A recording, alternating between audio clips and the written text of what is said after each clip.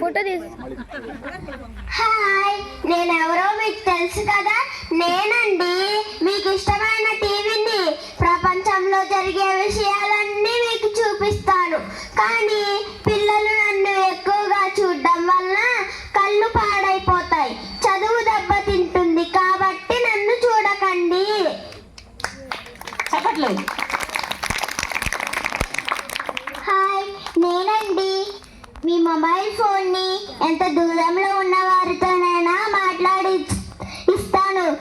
ఏ విషయాన్నైనా నా నుండి తెలుసుకోవచ్చు. కానీ పిల్లలు నన్ను ఎక్కువగా చూడకూడదు, నన్ను ఎక్కువగా వాడకూడదు. నన్ను మంచి కోసమే వాడాలి.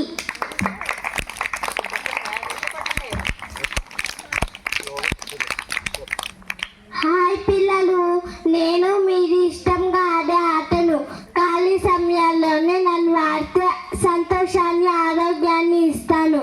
అది మళ్ళీ టీవీ, ఫోను పక్కన పెట్టేసి హాయిగా ఆడుకోండి.